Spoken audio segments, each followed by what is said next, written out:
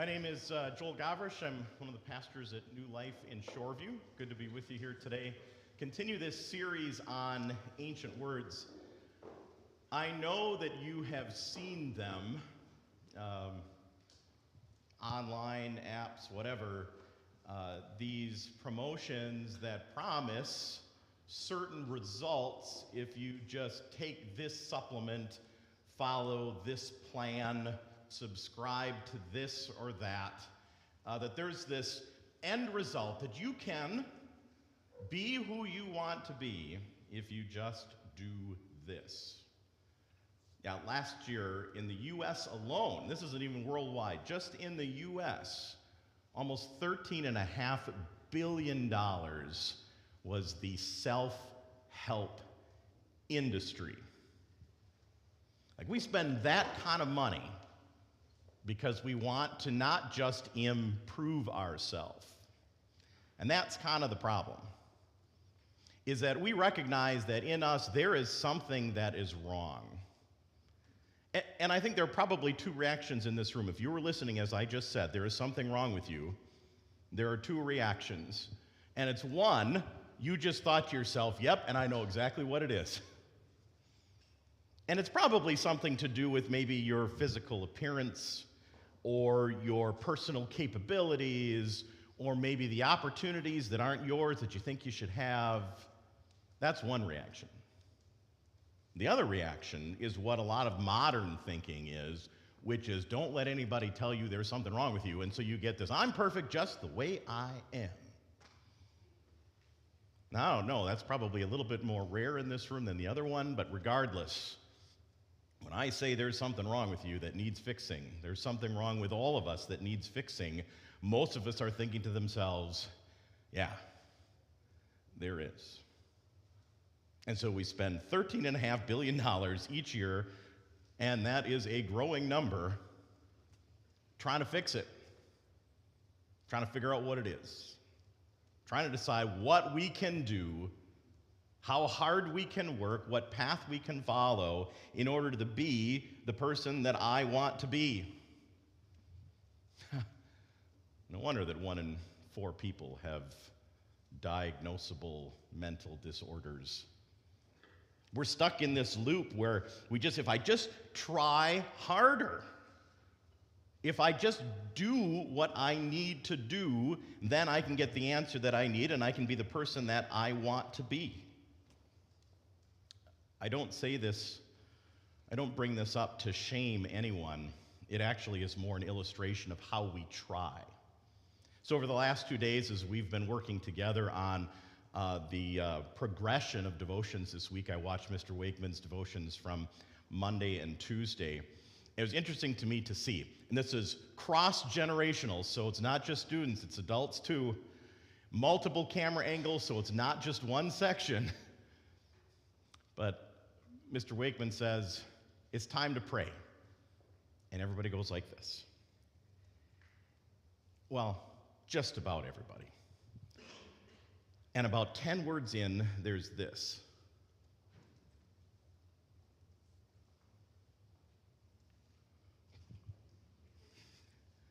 And the heads pop back down. All in the space of probably about 15, 20 seconds. We can't even concentrate that long.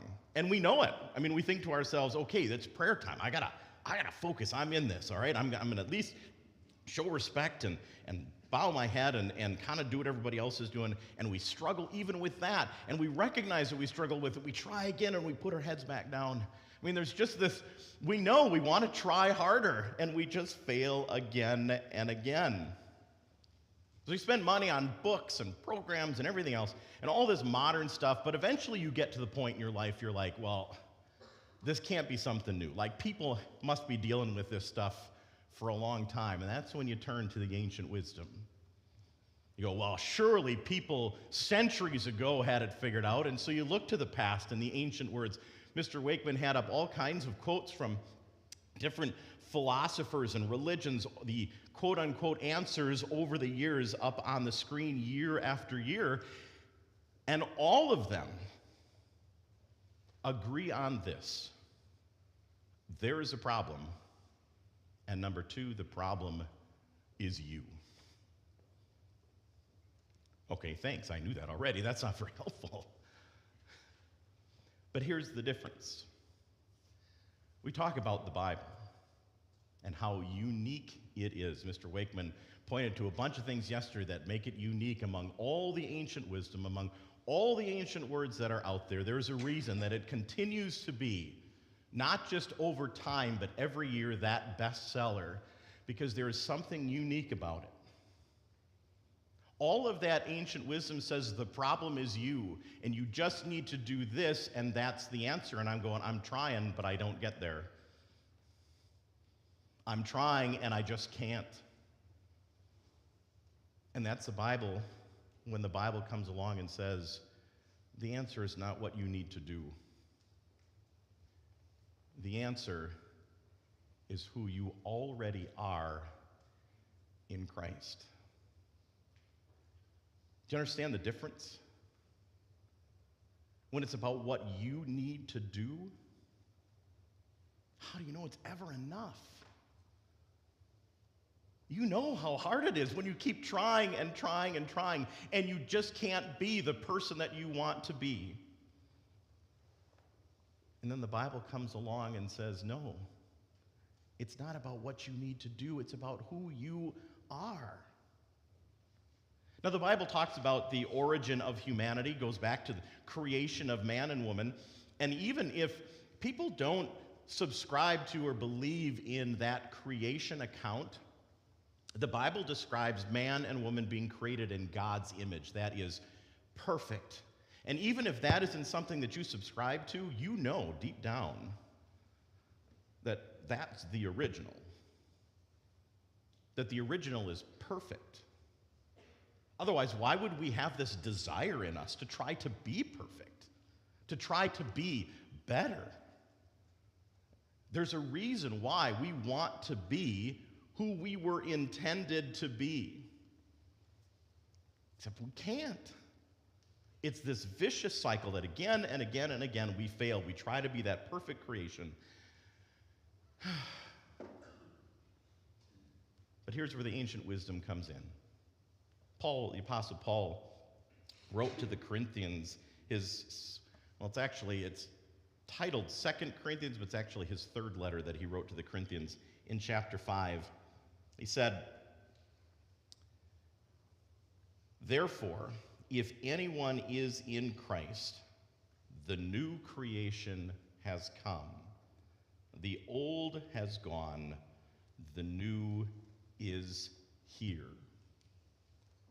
We can try all kinds of things. We can say, well, at least I'm better than somebody. That's a popular one to try to make ourselves feel better. You know, Hitler's always a good one for that. Hey, at least I'm not as bad as Hitler. You also can try to jump on the scales and say, well, I do a lot of more good things than I do bad, so that's got to count for something. I'm trying. But you know perfection is where it needs to be. And you know that you don't reach it. You know that when you try, you just can't get there. And that's when the Bible comes and says it's not what you do, but who you are in Christ. You are a new creation. The old has gone. All of that trying, all that failing, all that lack of not measuring up, falling short, that's all forgiven. It's all done.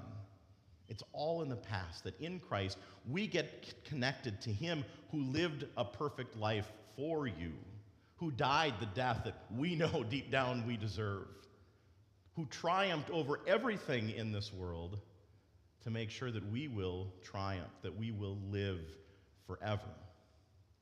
As we close today, we're going to sing a hymn that encapsulates all of that. It's a musical setting of very familiar words. God loved the world so that he gave it. It quotes John 3:16. And I know that as we get through this today, the inevitable next step question is going to be, okay, so this is who I am in Christ, but doesn't the Bible still say a lot of things about what you need to do? Yes. And there's no but.